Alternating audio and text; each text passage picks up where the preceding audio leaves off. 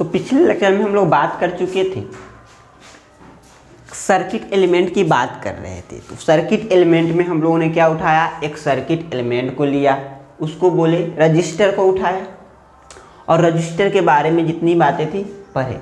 अभी वो ख़त्म नहीं हुआ है, रजिस्टर में ही हम अभी पढ़ेंगे, रजिस्टर में हम अभी पढ़ेंगे, ओम्स लॉ रजिस्टर में ही पढ़ेंगे। इसके अलावा उसके सीरीज पैरेलल कॉम्बिनेशन को देखेंगे, कुछ इक्विवेलेंट सर्किट भी निकालेंगे, उसका इक्विवेलेंट रेजिस्टेंस पे प्रॉब्लम भी करेंगे। तो अभी हम लोगों ने क्या किया है, एक एलिमेंट रजिस्टर को उठाया है, इसके प्रॉपर्टी को बोल रहे हैं रेजिस्टेंस।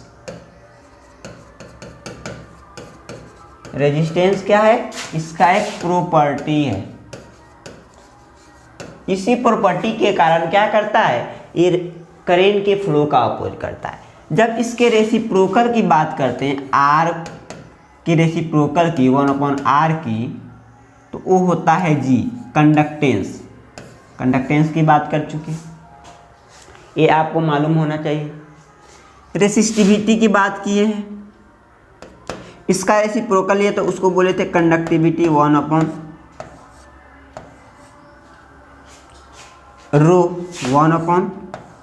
1/ρ। इसको डिफाइन किए थे हम, आर को लिखे थे प्रैक्टिकल रूप से ρl/a, तो यहाँ से लिखे थे रो को RA/L। यूनिट एरिया लीजिए, यूनिट लेंथ लीजिए, 1 मीटर स्क्वायर एरिया लीजिए, 1 मीटर लेंथ लीजिए, उस समय जो रेजिस्टेंस होगा उसी को बोलते हैं, इसको रेसिस्टिविटी। यानी रेसिस्टिविटी क्या है, एबिलिटी है, इसका एक एबिलिटी है, क्षमता है। रेसिस्टेंस की या किसी भी मटेरियल की एबिलिटी है, करेंट को रोकने की एबिलिटी है, क्षमता है, उसकी एबिलिटी है। तो रेसिस्टिविटी को क्या बोले थे, एबिलिटी ऑफ मटेरियल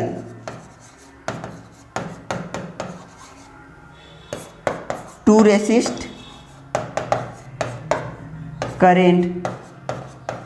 करेंट को रेसिस्ट करने की एबिलिटी है किसी मटेरियल की। इसके यूनिट के बारे में भी बात कर चुके थे, ओम मीटर। इसके यूनिट के बारे में बात करेंगे तो 1/ओम या ओम इनवर्स बोले, महो बोले, साइमन बोले, ये सब है। इसके यूनिट के बारे में बात किए थे तो 1/ओम मीटर या ओम इनवर्स, मीटर इनवर्स, इसको बोल देते हैं साइमन, साइमन पर मीटर या साइमन मीटर इनवर्स, या इसको बोलते हैं महो, महो पर मीटर। तो ये सारे आपके रेजिस्टेंस से रिलेटेड है। अब हम बात करते हैं रेजिस्टेंस में ही, रजिस्टर में ही ओम्स लॉ की बात करते हैं। तो चलिए ओम्स लॉ को देखते हैं। तो जब भी आप रजिस्टर की बात कर रहे हैं, रजिस्टर के बारे में सोच रहे हैं, तो इतनी बातें आपके दिमाग में आनी चाहिए कि ये सारी बातें होती रजिस्टर से रिलेटेड। अब चलिए ओम्स लॉ, ओम्स लॉ को देखते हैं।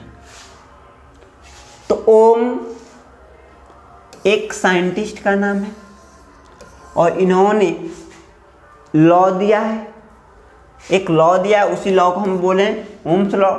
तो उन्होंने क्या लॉ दिया है किसी कंडक्टर से रिलेटेड, उसी को देखने वाले।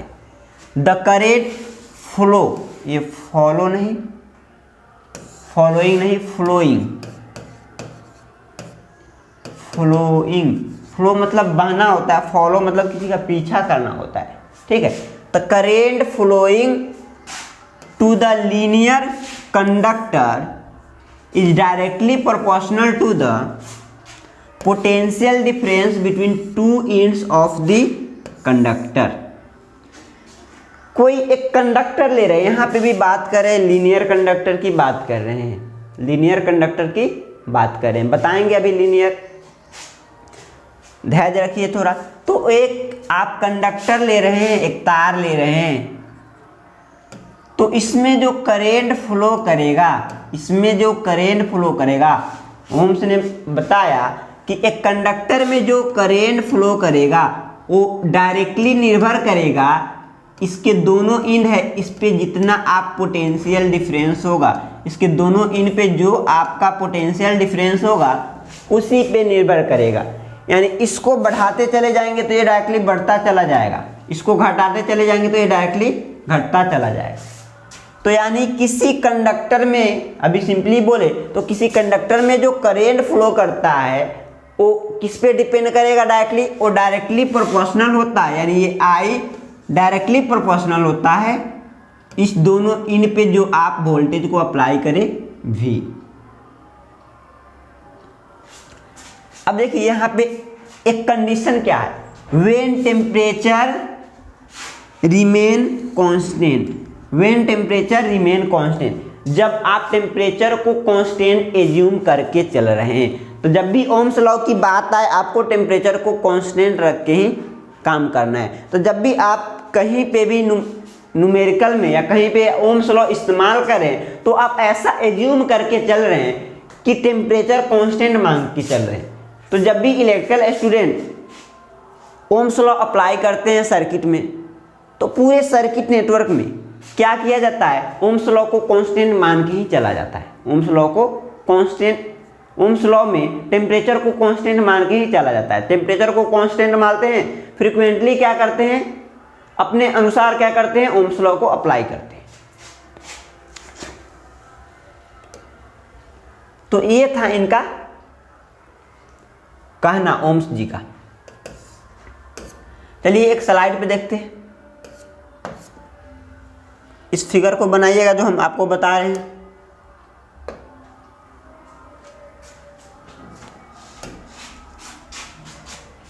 तो एक तार ले लेते हैं,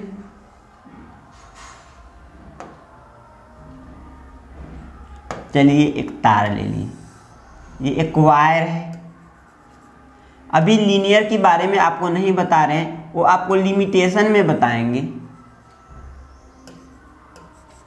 तो ओम्स लॉ लीनियर एलिमेंट लिखे हैं, लीनियर कंडक्टर लिखे हैं, तो अभी थोड़ा धैर्य रखिएगा उस लीनियर का मतलब क्या है।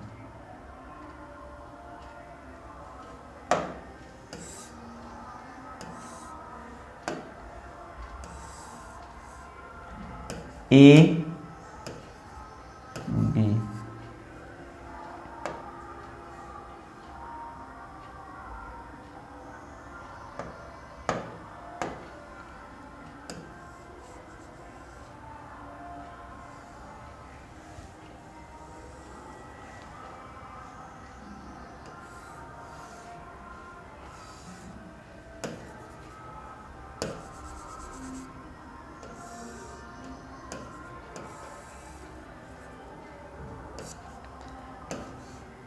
तो देखिए ये एक कंडक्टर है, ये ए बी एक तार ले ली है, उसको कनेक्ट कर दिए हैं एक बैटरी से या एक, उसके बीच पोटेंशियल डिफरेंस भी है। इस दोनों के इन के बीच कितना का पोटेंशियल डिफरेंस है, भी पोटेंशियल डिफरेंस है। तो इस कंडक्टर में जो करेंट फ्लो करेगा उसको बोल दिए आई, यहाँ पे पोटेंशियल डिफरेंस है भी। तो कंडक्टर में ओम्स जी ने क्या बोला कि कंडक्टर में जो करेंट फ्लो करेगा वो डायरेक्टली प्रोपोर्शनल होगा, वो आई डायरेक्टली प्रोपोर्शनल होगा इस दोनों इन पे जो पोटेंशियल डिफरेंस है उसकी, भी की। यही है ओम्स लॉ। अब चलिए इस प्रोपोर्शनैलिटी कांस्टेंट को हटाते हैं, इस प्रोपोर्शनैलिटी साइन को हटाते हैं तो इक्वल देंगे और इसके जगह पर एक कांस्टेंट इज्यूम करते हैं। तो यहाँ पे 1/r क्या किए, कांस्टेंट इज्यूम किए, 1/r, यहाँ पे हो गया v। तो 1/r क्या है, यहाँ पे एक कांस्टेंट है। तो I is equal to v/r हो जाएगा, या यहीं से निकाले तो v is equal to IR हो जाएगा, v is equal to IR हो जाएगा। तो v क्या है, where v equal to potential difference between A and B point. A और बी पॉइंट के बीच का पोटेंशियल डिफरेंस भी है। आई क्या है? Current flowing through the wire a b. तार ए बी में जो करेंट फ्लो कर रहा है वो है। तो तार ए बी में जो करेंट फ्लो करेगा वो पोटेंशियल डिफरेंस, उस दोनों तार के जो एंड है उस पे कितना पोटेंशियल डिफरेंस है, कितना पोटेंशियल अप्लाई है, उस पे डिपेंड करेगा डायरेक्टली। तो आपको एक इक्वेशन यहाँ से याद रखने, ओम्स लॉ से, बहुत ही इंपॉर्टेंट है। V is equal to I R, आपको याद भी रहता है, 10th में भी पढ़े हैं। चलिए, तो V is equal to I R. तो ओम्स लॉ को तभी अप्लाई करना है जब ये कांस्टेंट टेम्परेचर एज्यूम करके चल रहे हैं तब। तो चलिए इसको हम वेरिफिकेशन देखेंगे, इसका सत्यापन देखेंगे, उसके बाद बताएंगे आपको आगे। तो ये है आपका ओम्स लॉ। लेकिन थोड़ा सा कंफ्यूज हो जाते हैं स्टूडेंट, थोड़ा सा कंफ्यूज हो जाते हैं। जब यहाँ तक तो ठीक रहता है, इसके बाद देखिए कहाँ पे कंफ्यूज हो जाते हैं ओम्स लॉ में।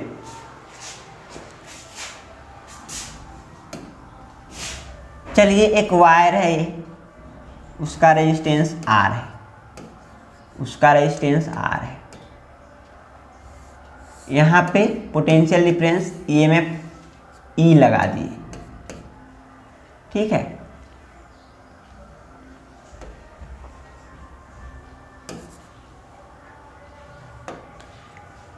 ये रेजिस्टेंस है, इधर से करंट फ्लो करेगा, प्लस से करंट फ्लो करेगा इधर से पॉजिटिव साइड से। मान लेते हैं I करंट फ्लो कर रहा है। तो जब भी किसी रेजिस्टेंस में करंट फ्लो करता है तो रेजिस्टेंस में क्या होता है, वोल्टेज ड्रॉप होता है, यहाँ पे वोल्टेज खर्च होता है, ठीक है। तो जिधर से करंट इंटर करता है किसी एलिमेंट में तो अपने अनुसार साइन लेते हैं, साइन नहीं दिया रहता है तो जिधर से इंटर करा, इधर से इंटर करा तो इसको लीजिए प्लस, इसको लीजिए माइनस, ठीक है।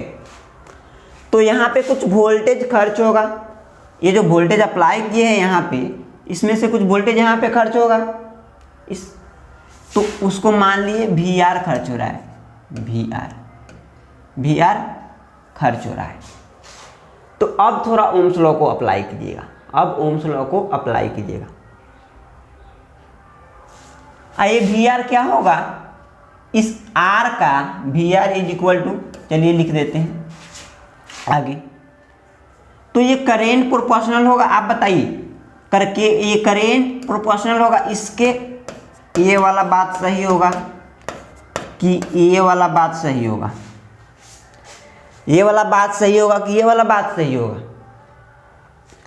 तो आप ध्यान से देखिएगा, तो ये गलत है, ये सही है, ये गलत है, ये सही है, ये गलत है।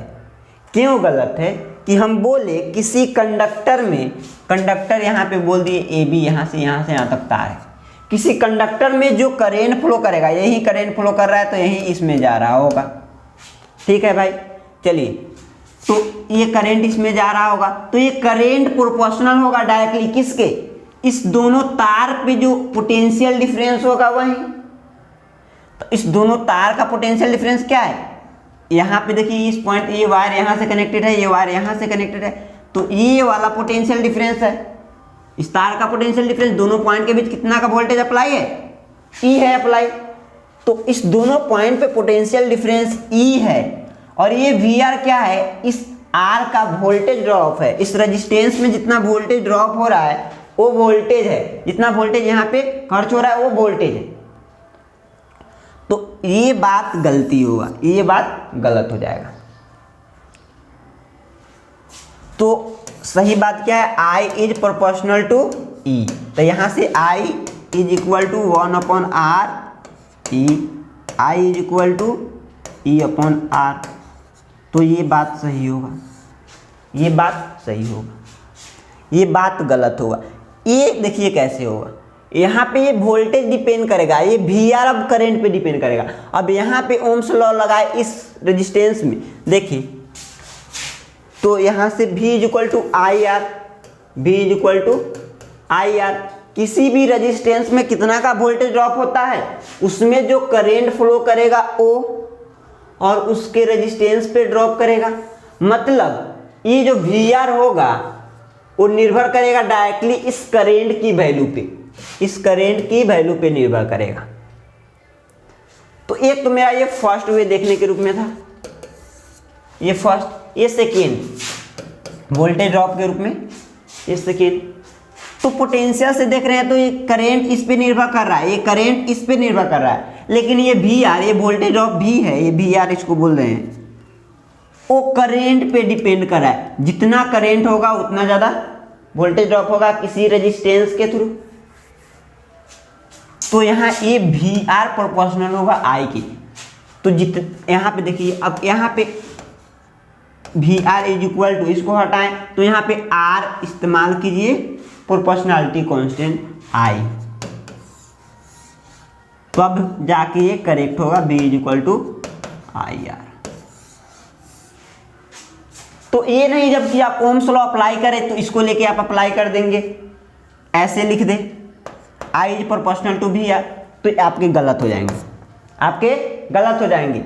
ऐसा कभी नहीं करेंगे, इससे करेंगे। अगर यहाँ पे देख रहे हैं तो वोल्टेज ड्रॉप को देखिए, वो किस पे डिपेंड करेगा, इस करेंट पे डिपेंड करेगा। तो VR is proportional to I, तो यहाँ से ये VR is equal to IR आ जाएगा, VR is equal to IR आ जाएगा। तो यहाँ पे I क्या है, I is equal to current flowing through conductor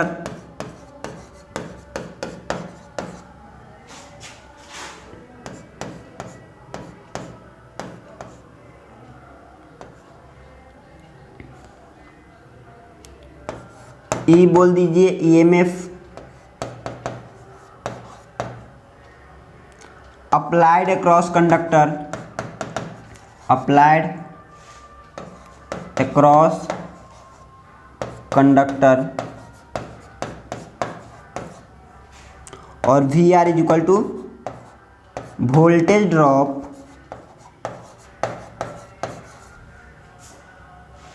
in R, resistance R।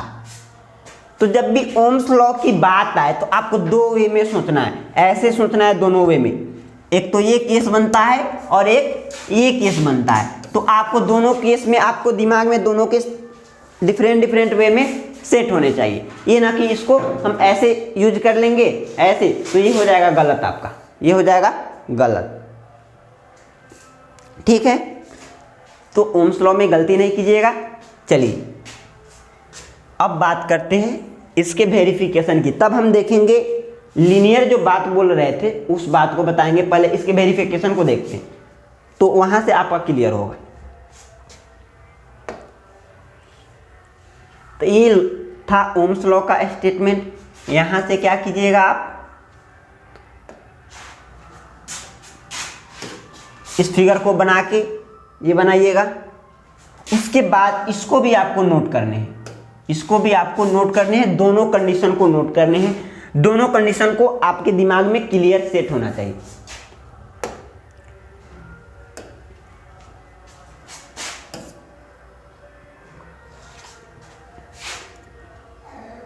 तो यहां से निकाल दीजिए R is equal to B by I, R is equal to B by I से निकाल दिए। फर्स्ट जो फिगर बनाए थे उससे बताए हैं। और यहाँ पे R क्या होता है, R रेजिस्टेंस है, तो इसका यूनिट क्या होगा, ओम। तो R is equal to, R का यूनिट ओम। चलिए अब देखिए verification of ohm's law. Verification मतलब हम क्या कर रहे हैं, इसका सत्यापन कर रहे हैं, इसका सत्यापन कर इसके प्रूफ कर रहे हैं। प्रैक्टिकली कैसे प्रूफ करेंगे, चलिए। For the verification of ohm's law we take 4 wire, 4 और 5 ड्राई सेल्स, 4 या 5 बैटरी ले लेना है।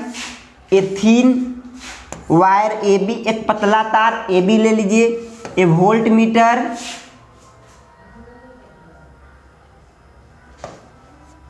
N ammeter, a plug key and some thick connecting wire. आपको ओम्स लॉ के सत्यापन के लिए क्या करना है, 4-5 बैटरी ले लेना है, एक पतला वायर जिसको हम बोल दिए ए बी ले लीजिए, एक वोल्ट मीटर ले लीजिए, एक ए मीटर ले लीजिए और कुछ तार ले लीजिए कनेक्ट करने के लिए इस वायर को। तो यहाँ पे वोल्ट मीटर क्या है, एक इंस्ट्रूमेंट है जो वोल्टेज को मापता है, वोल्टेज को यानी पोटेंशियल डिफरेंस को मापता है। ए मीटर क्या है, ये भी एक इंस्ट्रूमेंट है जो किसी वायर में जो करंट फ्लो हो रहा है उस करंट को मापता है कि इस वायर में कितना करंट फ्लो हो रहा है। वोल्टमीटर किसी दो पॉइंट के बीच कितना का पोटेंशियल डिफरेंस है उस पोटेंशियल डिफरेंस को मेजर करता है, मापता है। तो इतना सारे हमको चाहिए, इतने सामान चाहिए ओम्स लॉ को सत्यापन करने के लिए, सत्यापित करने के लिए।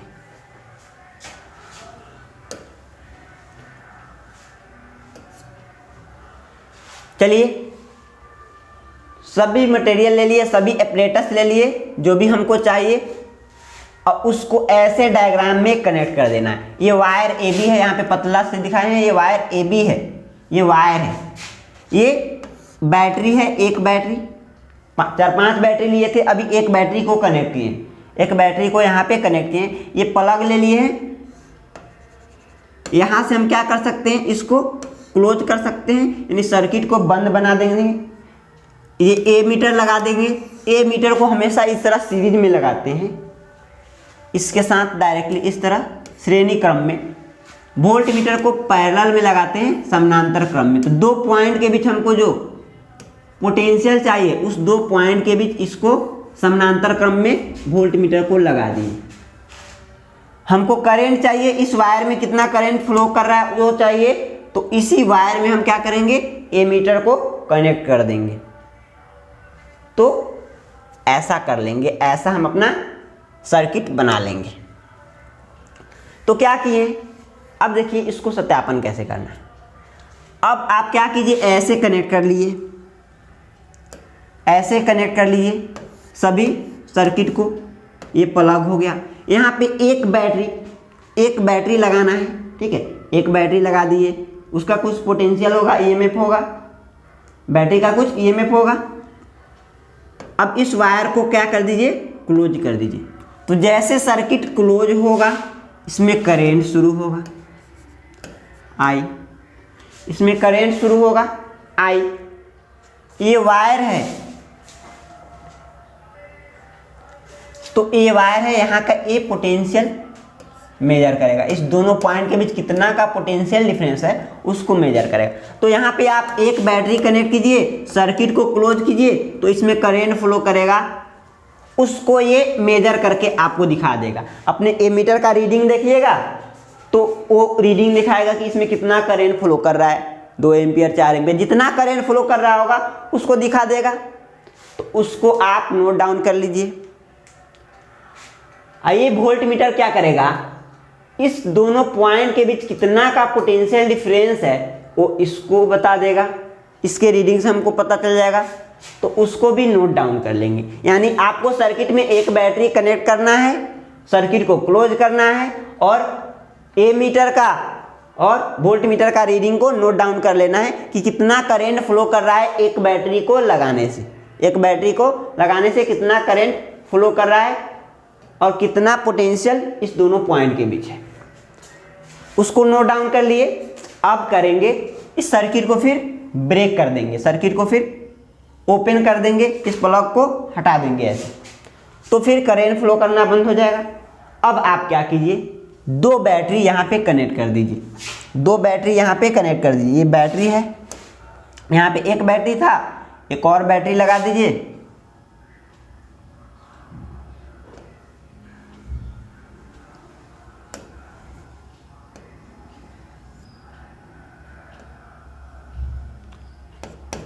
एक और बैटरी लगा, 2 बैटरी लगा दीजिए।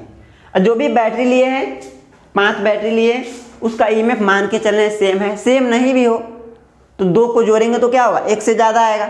उसका यहाँ पे ईएमएफ जो बैटरी का ईएमएफ होगा वो 1 से ज़्यादा आएगा, एक बैटरी से ईएमएफ से ज़्यादा आएगा। अब 2 बैटरी कनेक्ट कर दिए, यहाँ पे 2 बैटरी लगा दिए। अब इसको फिर से क्या कर देंगे, क्लोज कर देंगे। तो फिर जब बंद परिपथ हो जाएगा, क्लोज सर्किट हो जाएगा, तो इसमें करंट फ्लो करना शुरू कर देगा,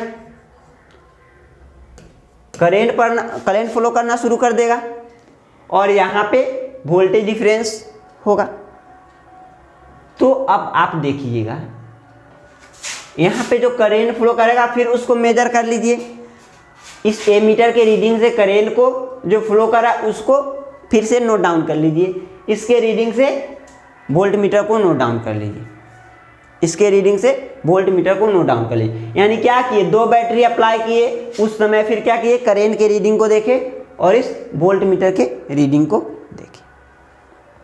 चलिए, तो यही सम काम 2-3 बार करना है। अब 2 बैटरी लगा के किए, अब क्या करेंगे, 3 बैटरी लगा करेंगे। 3 बैटरी यहाँ पे कनेक्ट करेंगे, उस समय फिर करंट का रीडिंग देखेंगे, वोल्ट मीटर का रीडिंग देखेंगे। तो हर समय रीडिंग तो सेम नहीं आएगा, करंट का वोल्ट मीटर का अलग अलग आएगा। तो उसको आपको नोट डाउन, एक टेबल बना लेना है, एक टेबल बना लेना है। यहाँ पे लिख दिए करंट, वोल्टेज या पोटेंशियल डिफरेंस, ठीक है। यहाँ पे विद 1 बैटरी, एक बैटरी के साथ 1 बैटरी। यहाँ पे करंट की जो वैल्यू आएगा उसको लिख दीजिए, वोल्टेज की वैल्यू आएगा। 2 बैटरी कनेक्ट कीजिए, उस समय करंट का रीडिंग और वोल्टेज का रीडिंग देखिए। 3 बैटरी लीजिए, करंट का रीडिंग, वोल्ट मीटर का रीडिंग देखिए। ऐसे जितने आप बैटरी लिए हैं उस सबको बारी बारी से कनेक्ट कीजिए। 5 बैटरी तक कनेक्ट कर सकते हैं, उसके आगे भी कर सकते हैं। तो क्या होगा, तो जब आप इस वोल्टेज और करंट फर्स्ट बार में, एक बार जब बैटरी अप्लाई किए हैं, एक बैटरी कनेक्ट किए थे, वहाँ पे कुछ वोल्टेज का वैल्यू आया होगा, करंट का वैल्यू आया होगा। तो इसका रेशियो निकालिए, वोल्टेज और करंट का रेशियो निकालिए, तो वो कुछ आएगा, वो कुछ उसका रेशियो आएगा। इसका कुछ वैल्यू होगा, 5 वोल्ट, 10 वोल्ट, इसका करंट का कुछ वैल्यू होगा, 2 एम्पियर, 3 एम्पियर, यानी इसका कुछ वैल्यू आएगा। तो इसका V/I का रेशियो निकालिए, वोल्टेज और करंट का रेशियो निकालिए। इसमें भी वोल्टेज और करंट का रेशियो निकालिए, इसमें भी वोल्टेज और करंट का रेशियो निकालिए। यानी जितने भी कंडीशन किए हैं उस कंडीशन में क्या करना है, आपको वोल्टेज और करंट का रेशियो निकालना है। तो आप देखेंगे कि हर कंडीशन में वोल्टेज और करंट का रेशियो अप्रॉक्सीमेटली सेम आ रहा है, एक कांस्टेंट वैल्यू आ रहा है, सेम आ रहा है। तो सेम आ रहा है तो यही तो बोलता है V/I क्या है, R, और R को हम कांस्टेंट एज्यूम करके चल रहे थे ओम्स लॉ में। यहाँ पे I is proportional to R था, V था, तो I is equal to V/R।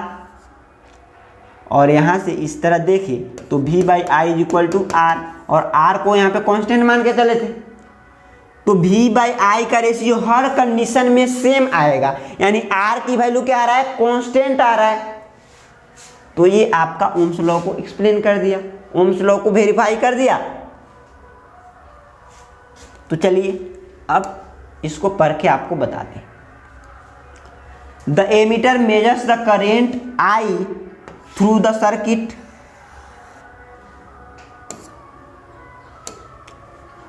The ammeter measures the current I through the circuit।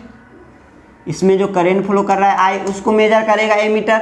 And voltmeter measure the potential difference V between the end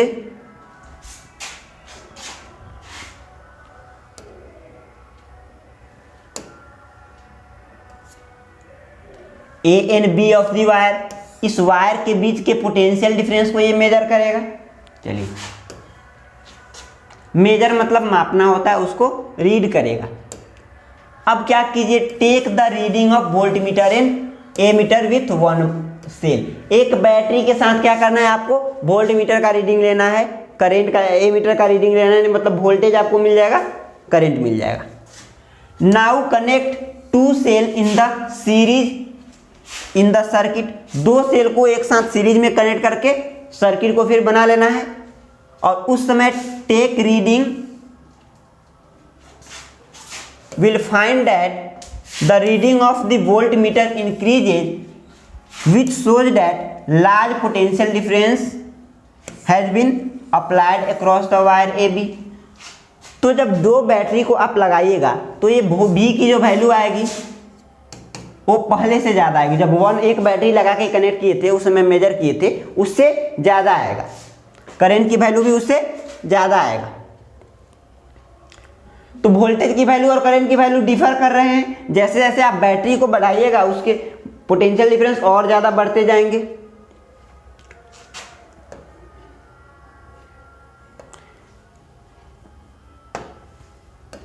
चलिए, तो A B के potential यहाँ पे बढ़ता जाएगा।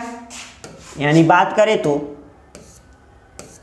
एक बैटरी लगा के जो आप इसको मेजर कर रहे थे, इसको मेजर कर रहे थे, दो बैटरी को लगा करेंगे तो यहाँ पे और ज़्यादा पोटेंशियल डिफरेंस होगा, क्योंकि यहाँ पे ज़्यादा ईएमएफ अप्लाई कर रहे हैं। यहाँ पे और ज़्यादा करंट फ्लो करेगा इसके थ्रू। वही बात बता रहे हैं। तो करंट भी इंक्रीज करेगा एमीटर का रीडिंग। तो इसको आपको नोट करना है, आपको एग्जाम के लिए इंपॉर्टेंट है। Repeat the experiment by connecting in series 3 cell 4 cell and so on. ऐसे ही एक्सपेरिमेंट को क्या करना है, रिपीट करना है। आपको 3 सेल कनेक्ट करना है, वोल्ट मीटर का रीडिंग, ए मीटर का रीडिंग क्या करना है, रीड करना है, आपको नोट डाउन करना है। 4 सेल लगा लिए, 4 बैटरी कनेक्ट कर लीजिए, उस समय वोल्ट मीटर का रीडिंग, ए मीटर का रीडिंग आपको नोट डाउन करना है। इसी तरह सो ऑन, मतलब इसी तरह आगे का प्रोसेस आप जारी रखेंगे। आगे भी कर सकते हैं 5 बैटरी 6 बैटरी लगाकर। अब देखिए, अब क्या कीजिए, इन ईच केस, सभी केस में आप देखेंगे, measure the potential difference and current. सभी केस में आप क्या किए हैं, पोटेंशियल डिफरेंस और करंट को मेजर किए हैं। If we calculate V by I ratio for each case, प्रत्येक केस के लिए, एक बैटरी के लिए वोल्टेज और करंट का वैल्यू निकाले हैं, उसका रेशियो ले लीजिए। दूसरे केस में 2 बैटरी लगा के जब किए हैं, उसमें वोल्टेज और करंट का रेशियो ले लीजिए। 3 बैटरी जब लगा के किए हैं, मेजर किए हैं, उसमें वोल्टेज और करंट का रेशियो ले लीजिए। तो आप जब रेशियो सबका निकालेंगे तो वी विल फाइंड, हम क्या देखेंगे, that it is almost the same। लगभग सभी कंडीशन में V बाई I का रेशियो सेम आएगा, एक कांस्टेंट वैल्यू आएगा। मतलब एक में 5 आ रहा है तो दूसरे में भी 5 आएगा, या 4.999, लगभग अप्रॉक्सीमेटली सेम आएगा। तो यानी क्या कहेंगे, पहला कंडीशन में V का वैल्यू, I का वैल्यू कुछ और था। जब 2 बैटरी अप्लाई किए तो V का वैल्यू और I का वैल्यू मान कुछ इससे ज़्यादा आया था पहला वाला कंडीशन से। 3 बैटरी लगाएंगे तो और इसका मान क्या होगा, और ज़्यादा आया होगा। 4 बैटरी लगा के किए तो इसका मान और ज़्यादा आया। यानी हर कंडीशन में वोल्टेज और करंट का वैल्यू अलग है।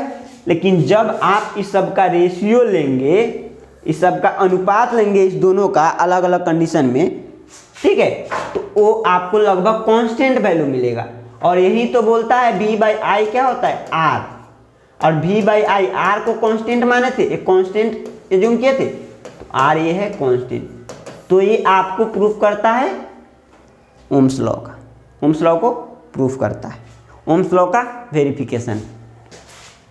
तो ओम्स लॉ को आप क्या कर दिए, वेरीफाई कर दिए, सत्यापित कर दिए। अब देखिए, अब ग्राफ प्लॉट करेंगे। सो V by I ratio R is constant. V by I का रेशियो क्या होगा, R होगा, वो है कांस्टेंट होगा। R क्या है, रेजिस्टेंस है AB वायर का। यहाँ पे जो वायर लिए हैं, यहाँ पे जो वायर AB लिए हैं, इस मटेरियल का कुछ रेजिस्टेंस होगा, तो वही रेजिस्टेंस AB है, वही रेजिस्टेंस AB है।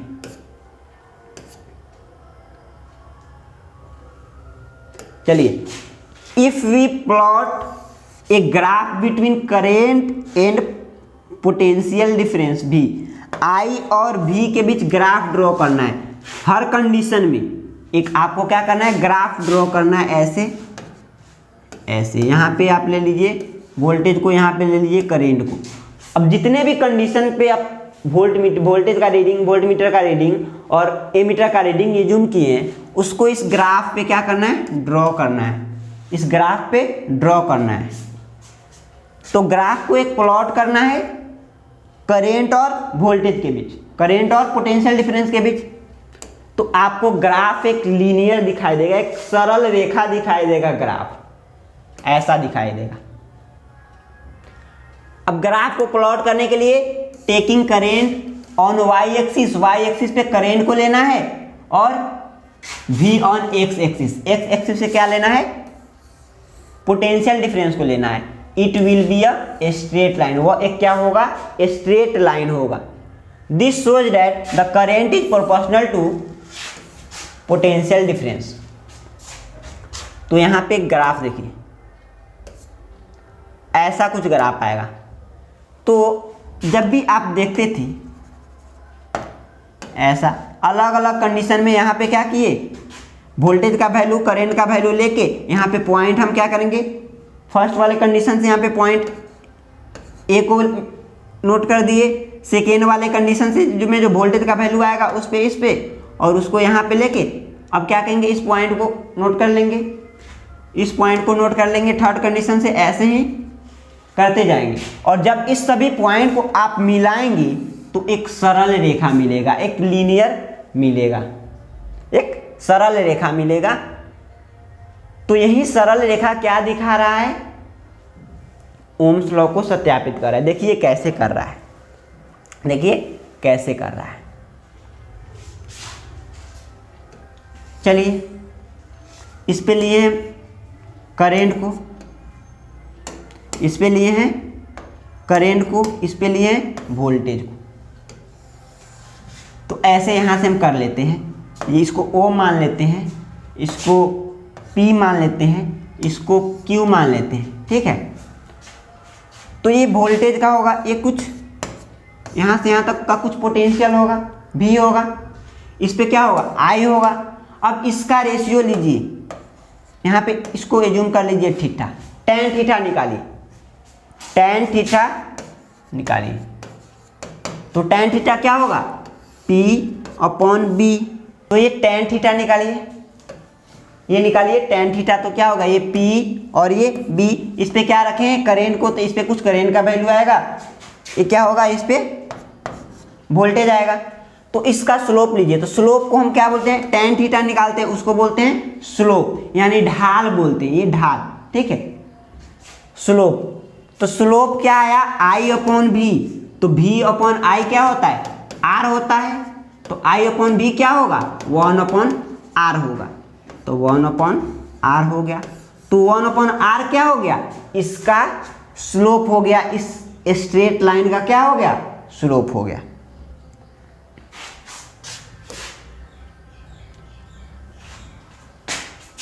तो इस लाइन का स्लोप ऐसे दिखा सकते हैं,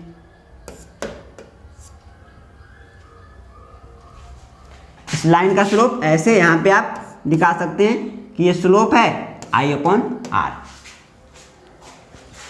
तो ये क्या कहता है, ये क्या दिखाता है, जैसे जैसे वोल्टेज चेंज हो रहा है, वोल्टेज बढ़ते जा रहा है, उसी रेशियो में, उसी के साथ करेंट भी बढ़ता जाता है। यानी जितना वोल्टेज बढ़ेगा उसके अनुसार ये करेंट बढ़ेगा। ये स्ट्रेट लाइन का मतलब यही होता है, समानुपाती।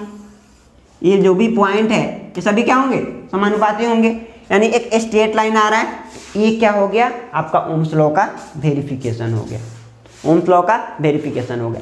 तो ये बहुत ही इंपॉर्टेंट है ओम्स लॉ, और इसका वेरिफिकेशन एक एग्जामिनेशन में आपके आते हैं, एग्जामिनेशन में आपके आते हैं।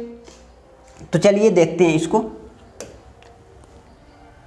तो ओम्स लॉ को आपको रट्टा नहीं मारना है, ऐसे जैसे आपको बताए ना वैसे अपने लैंग्वेज में लिखना है। थोड़ा थोड़ा आपको प्रैक्टिस करना है, बार बार पढ़ के समझना है, 2-3 बार पढ़ के समझना है, तो आपको लिखने चले आएंगे। समझ लीजिएगा, लिखने चले आएंगे। अगर आपको लिखने में थोड़ा अभी दिक्कत होगा, सेकेंड सेमेस्टर आने तक अभी ज़्यादा दिक्कत नहीं होगा, आपको जिस लैंग्वेज में आए सिंपल भाषा में आपको लिखते चले जाना है। तो इस तरह आप ओम्स लॉ का क्या करेंगे, वेरिफिकेशन करेंगे, ओम्स लॉ का वेरिफिकेशन करेंगे। तो ओम्स लॉ आपको दोनों वे में बता चुके। करेंट निर्भर करेगा ऐसे, ये वायर है ए बी, तो यहाँ पे भी अप्लाई किए हैं, तो ये जो करेंट होगा प्रोपोर्शनल होगा बी के, तो I इक्वल टू 1/r, तो I इक्वल टू V/r, तो V/I is equal to R, और ये R क्या है? कांस्टेंट है। R क्या है? कांस्टेंट है। इस प्रोपोर्शनलिटी साइन को हटा के हम क्या पे यहाँ पे कांस्टेंट एज्यूम किए, कांस्टेंट लिखे हैं, तो ये R क्या है? कांस्टेंट है। करंट बदले, वोल्टेज बदले, ठीक है, लेकिन ये नहीं बदलेगा, ये मटेरियल ये नहीं बदलेगा, ये हमेशा सेम रहेगा, तो वही ओम्स लॉ दिखाते। तो जब भी ओम्स लॉ की बात करते हैं, टेम्परेचर को कांस्टेंट नियत मान के चलते हैं, वो वैरी नहीं करना चाहिए, यानी चेंज नहीं होना चाहिए, टेम्परेचर चेंज नहीं होना चाहिए, तभी आप क्या कर सकते हैं? ओम्स लॉ को अप्लाई कर सकते हैं। अब देखिए, हम यहाँ पे जब ओम्स लॉ को बताए थे, तो ये बताए थे लीनियर कंडक्टर की बात किए थे, लीनियर कंडक्टर की बात किए थे। तो ओम्स लॉ सिर्फ लीनियर कंडक्टर पे ही हम अप्लाई कर सकते हैं, ये लीनियर कंडक्टर पे ही के लिए ये अप्लीकेबल है, लीनियर कंडक्टर में हम इसको यूज करेंगे। तो देखिए, लीनियर कंडक्टर का मतलब क्या है? कोई एक तार है, वो लीनियर कंडक्टर है, मतलब उसमें आप वोल्टेज और करंट के बीच जब कर्व ड्रॉ कीजिए तो एक स्ट्रेट लाइन आना चाहिए। क्या आना चाहिए? स्ट्रेट लाइन आना चाहिए। यानी लीनियर का मतलब है जैसे जैसे आप वोल्टेज को चेंज करें, करंट भी उसी वे में, उसी के प्रोपोर्शन में चेंज हो रहा है, उसी के समानुपाती में बढ़ रहा है या घट रहा है। यानी वोल्टेज को जैसे जैसे आप बढ़ा रहे हैं, उसी के समानुपाती में करंट भी इसमें बढ़ रहा है। तो कंडक्टर लीनियर कब होगा? कोई भी तार लीनियर कंडक्टर कब बोलेंगे? जैसे जैसे आप उस तार के क्रॉस, तार के दोनों छोर के बीच आप पोटेंशियल को बढ़ा रहे हैं, उसी के प्रोपोर्शनल में इसमें फ्लो होने वाला करंट भी बढ़े, या जिस प्रोपोर्शनल में इसको घटा रहे हैं वोल्टेज को, उसी के प्रोपोर्शनल में उसमें फ्लो होने वाला करंट भी घटे, तो वैसे कंडक्टर को बोलते हैं लीनियर कंडक्टर। लेकिन अगर उसी प्रोपोर्शनल में नहीं बढ़ेगा, उसी प्रोपोर्शनल में नहीं बढ़ेगा, यानी इसको बढ़ा दिए, 2 गुना कर दिए, वोल्टेज को 2 भी कर दीजिए, तो करंट भी 2 भी हो जाना चाहिए, 2I होना चाहिए। ये कंडक्टर है ए बी, इसके क्रॉस का वोल्टेज V था, पहले करंट I था, V था, करंट I था। अब क्या किए? वोल्टेज को 2 भी कर दिए, तो करंट भी 2I हो जाएगा, करंट भी 2I हो जाएगा। इसको 3 गुना कर दीजिए तो करंट भी 3I हो जाएगा। वोल्टेज को आधा कर दीजिए, करंट भी आधा हो जाएगा। तो जैसे जैसे जितने प्रोपोर्शनल में ये वोल्टेज को आप चेंज कर रहे हैं, करंट भी उसी प्रोपोर्शनल में चेंज हो रहा है। तो ये कंडक्टर क्या है? लीनियर कंडक्टर है। ये कंडक्टर क्या है? लीनियर कंडक्टर है।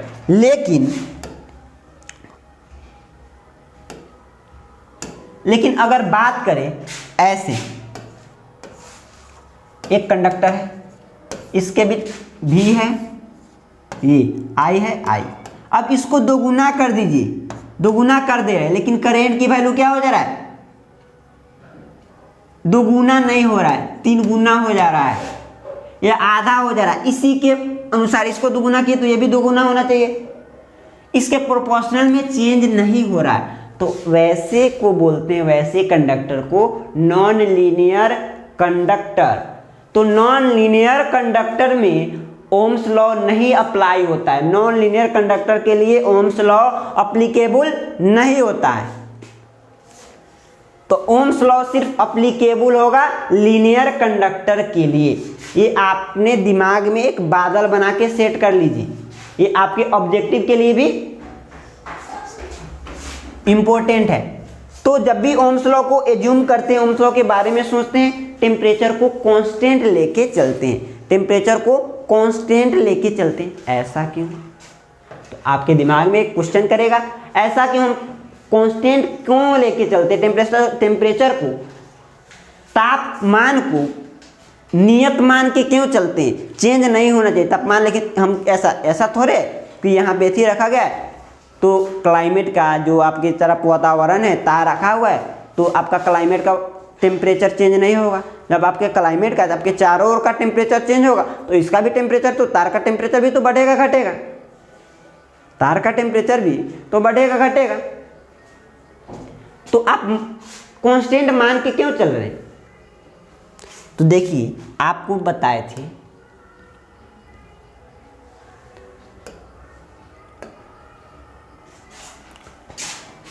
जब आपको रेजिस्टेंस की बता रहे थे प्रैक्टिकल एनालिसिस, तो आर टेम्परेचर पे डिपेंड करता है और वो कैसे करता है, R naught into 1 plus minus alpha delta T, यानी टेम्परेचर के चेंज होने से रेजिस्टेंस के वैल्यू में भी चेंज आ जाता है। टेम्परेचर के चेंज होने से किसी वायर की रेजिस्टेंस की वैल्यू में भी चेंज आ जाता है। अगर कंडक्टर है, कंडक्टर यानी मेटल का बना हुआ है तार, धातु का, तो टेम्परेचर बढ़ेगा तो इसका रेजिस्टेंस आर की वैल्यू भी बढ़ेगा, रेजिस्टेंस आर की वैल्यू भी बढ़ जाता है।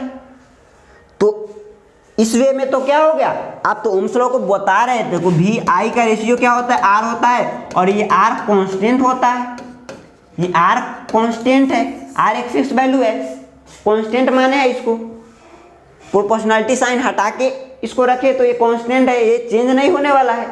लेकिन अगर टेम्परेचर बदल जाए, ये टेम्परेचर बदल जाए तो आर क्या हो जाएगा, आर की वैल्यू भी पहले से अब ज़्यादा क्या होगा, कांस्टेंट नहीं रहेगा ना, ये भी वैरी कर जाएगा। तो ओम्स लॉ क्या होगा, यहाँ पे तो फेल हो गया, यहाँ पे फेल हो गया। तो इसलिए हम क्या करते हैं, ओम्स लॉ में टेम्परेचर को कांस्टेंट एज्यूम करते हैं।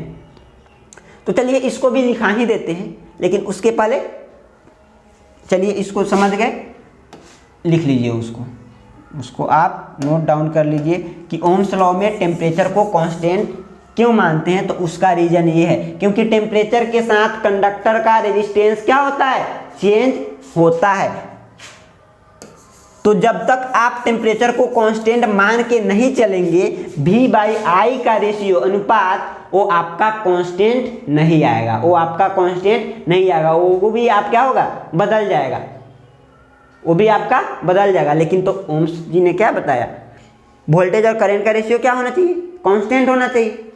किसी वायर के लिए वोल्टेज और करंट का रेशियो कांस्टेंट होना चाहिए, उसमें जो करंट फ्लो कर रहा है और उसके दोनों इन पे जो पोटेंशियल है उसका रेशियो क्या होना चाहिए, फिक्स होना चाहिए, बदलना नहीं चाहिए। चाहे वोल्टेज कितना भी अप्लाई कर दीजिए, करंट कितना भी फ्लो कर जाए, उसके आर की वैल्यू फिक्स रहना चाहिए, वो चेंज नहीं होना चाहिए।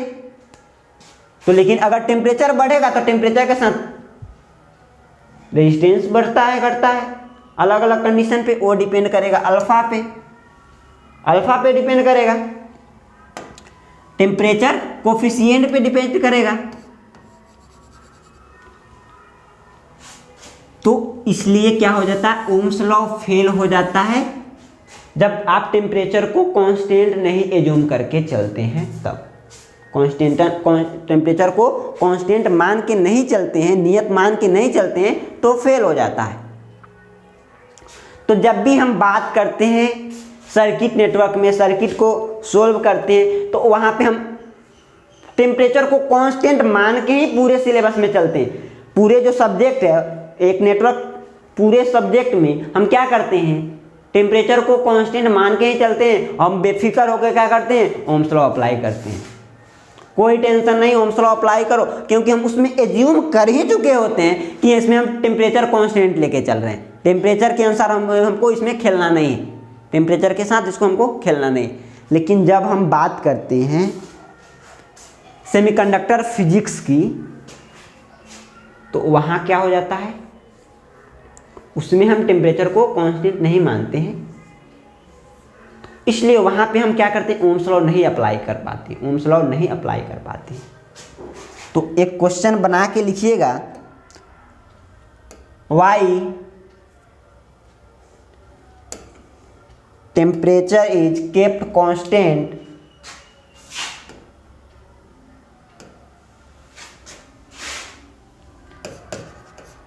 Y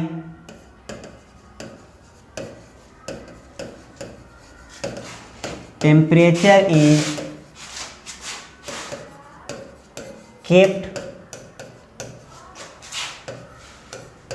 constant in Ohm's law, in Ohm's law।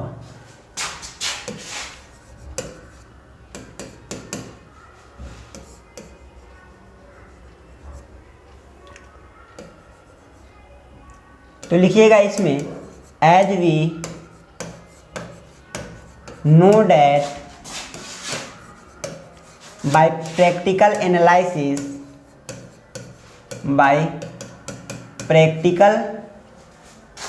Analysis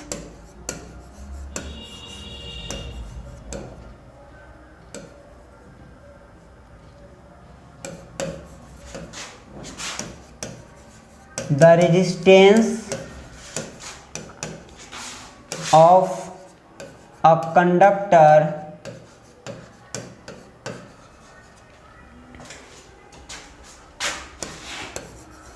varies with temperature,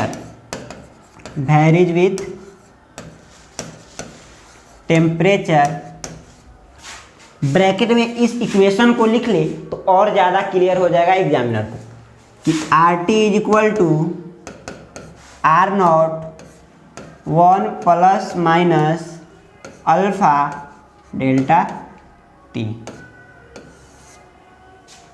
तो ये बता देगा कि कैसे चेंज होता है रेजिस्टेंस टेम्परेचर के साथ। तो हमको क्या पता है, प्रैक्टिकल एनालिसिस से जानते हैं किसी भी वायर का, किसी भी कंडक्टर का रेजिस्टेंस क्या करता है, वैरी करता है, टेम्परेचर के साथ चेंज होता है, टेम्परेचर के साथ चेंज होता है। आगे लिखिए varies with temperature but in Ohm's law V by I ratio should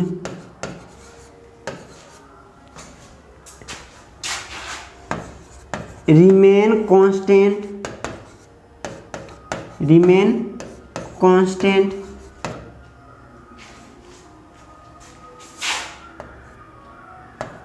if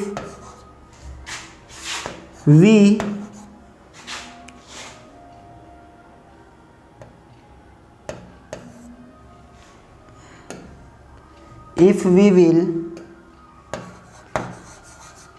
not assume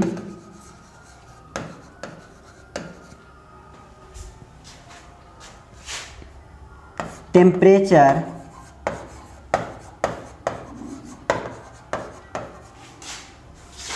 constant, then Ohm's law may be fail। तो देखिए क्या बताएं, ओम्स लॉ को क्यों रखा जाता है, ओम्स लॉ में टेम्परेचर को फिक्स क्यों रखा जाता है, केप्ट मतलब रखना होता है, कीप का वर्ब टू है केप्ट। तो ओम्स लॉ में टेम्परेचर को नियत क्यों रखा जाता है, ओम्स लॉ बोलता है कि V बाई आई का रेशियो R होता है और ये R क्या होता है, फिक्स होता है, R क्या होता है, फिक्स होता है। लेकिन प्रैक्टिकल एनालिसिस हमको क्या पता चला है, एज वी नो डैट, जैसा कि हम जानते हैं बाय प्रैक्टिकल एनालिसिस से the resistance of a conductor, किसी कंडक्टर का रेजिस्टेंस वैरीज करता है, चेंज होता है विथ टेम्परेचर के साथ क्या होता है, वैरी करता है। ऐसा हमको प्रैक्टिकल एनालिसिस से पता चला है। और वेरिएशन के लिए हम ये वाला इक्वेशन बता सकते हैं तो एग्जामिनेशन और ज़्यादा क्लियर हो जाएगा। बट इन ओम्स लॉ में हम क्या करते हैं, V बाई आई रेशियो, इसका दोनों का ratio should remain constant. Ohm's law में इसका रेशियो क्या हम कांस्टेंट मान के चल रहे हैं। तो अगर हम कांस्टेंट नहीं माने, टेम्परेचर को कांस्टेंट नहीं माने, टेम्परेचर बढ़ता रहे तो इसका वैल्यू तो बढ़ेगा टेम्परेचर के साथ। तो अब उस समय जब V बाई आई का रेशियो निकालेगा तो ये R नहीं होगा, इससे कुछ बढ़ गया रहा होगा टेम्परेचर के साथ, या टेम्परेचर घटा होगा तो घट गया रहा होगा। तो ये तो अब फिक्स नहीं रहा, पहले इतना आ रहा था अब ये चेंज हो गया। तो ये तो ओम्स लॉ क्या हो गया, फेल हो गया, यहाँ पे ओम्स लॉ फेल हो गया। तो if we will not assume, यदि हम ऐसा एज्यूम नहीं करते हैं, ऐसा नहीं मानते हैं, टेम्परेचर को कांस्टेंट नहीं मानते हैं, then ohm's law may be fail. Ohm's law क्या हो सकता है? फेल हो जाएगा, वहाँ पे उसको अप्लीकेबल नहीं होगा, उसको नहीं यूज कर पाएंगे उस कंडीशन में। इसलिए हम क्या करके चलते हैं? ओम्स लॉ में टेम्परेचर को फिक्स मान के चलते हैं। बात क्लियर है? तो इसको आपको नोट डाउन करने हैं, हम साइड हो जाते हैं।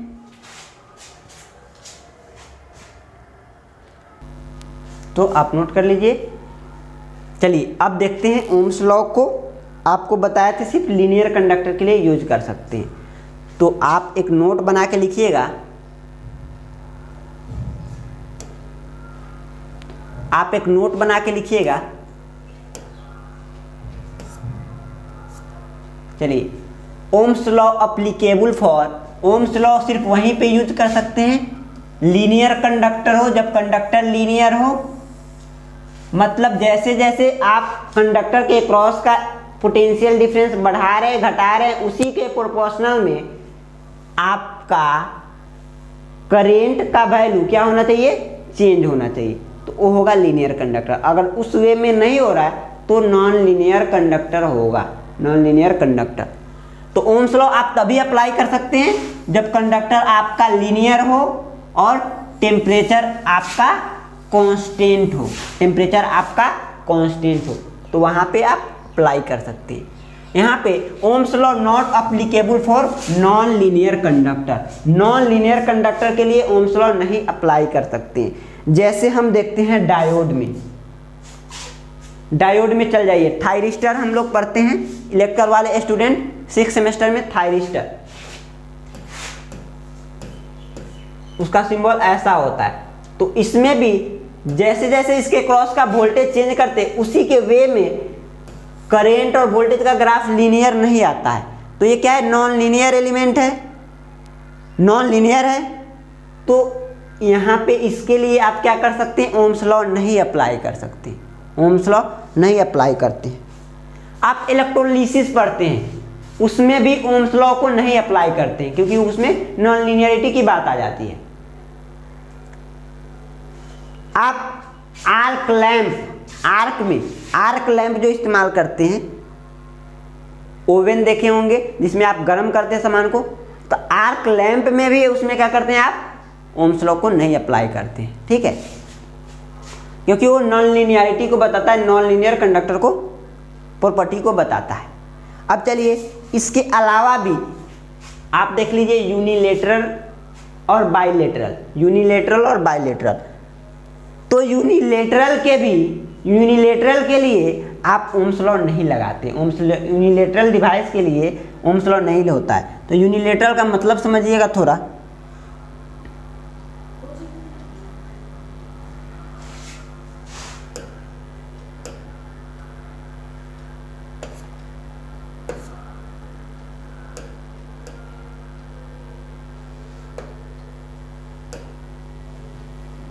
चलिए देखते हैं, ये आपका रेजिस्टेंस है, ठीक है।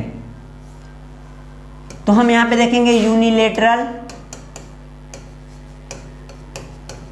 और बाइलेटरल एलिमेंट, बाइलेटरल एलिमेंट। तो देखिए ये ए टर्मिनल है, ये बी टर्मिनल है। अभी आप बैटरी यहाँ पे ऐसे कनेक्ट किए हैं, तो करंट ऐसे फ्लो कर रहा है, फ्लो कर रहा है। अब इसको टर्मिनल को चेंज कर दीजिए ऐसे, ये हो गया बी, ये हो गया ए। बैटरी को ऐसे ही कनेक्ट किए हैं, तो इसमें करंट फ्लो करेगा कि नहीं? दोनों टर्मिनल के अनुसार क्या किए, एक बार बैटरी अप्लाई किए हैं तो करंट फ्लो कर रहा है। अब उस टर्मिनल को बदल दीजिए, उस टर्मिनल को बदल दीजिए, बी को ए और ए को बी की तरफ कर दीजिए और उसी वे में बैटरी को कनेक्ट कीजिए। अगर फिर भी करंट फ्लो करे तो ये होगा क्या? एक तरफ से करंट फ्लो कर रहा था, दूसरे तरफ से भी करंट, तो करंट फ्लो कर रहा है।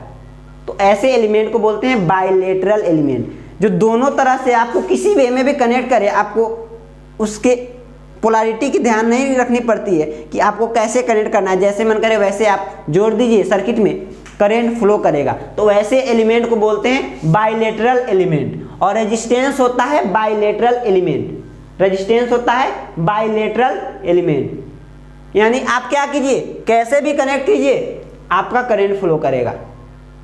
तो ओम्स लॉ बाइलेटरल एलिमेंट के लिए अप्लीकेबल होता है, बाइलेटरल एलिमेंट में अप्लाई होता है। इंडक्टर देखिए वो भी बाइलेटरल एलिमेंट, कैपेसिटर देखिए वो भी बाइलेटरल एलिमेंट। लेकिन कुछ ऐसे एलिमेंट होते हैं जैसे डायोड पढ़ेंगे हम लोग, ट्रांजिस्टर पढ़ेंगे, तो उसमें जो टर्मिनल होंगे, जैसे ये डायोड का सिंबल थोड़ा लेते हैं ऐसे, ये है एनोड और ये है कैथोड।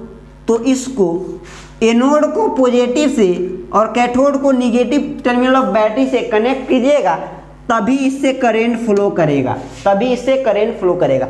अगर इस तरह आप कनेक्ट कर दिए, ये एनोड और ये कैथोड अपोजिट, एनोड को निगेटिव से कैथोड को पॉजिटिव से, तब इसमें करंट फ्लो नहीं करेगा, तब इसमें करंट फ्लो नहीं करेगा। तो इसको क्या, टर्मिनल को बता, दोनों साइड से करंट को नहीं फ्लो करवा पा रहा है, तो ऐसे एलिमेंट को बोलते हैं यूनिलेटरल एलिमेंट। तो जितने भी यूनिलेटरल एलिमेंट होते हैं, जैसे हो गया क्या, डायोड, ट्रांजिस्टर, इस सब में हम ओम्स लॉ नहीं अप्लाई कर सकते। ओम्स लॉ सिर्फ अप्लाई होगा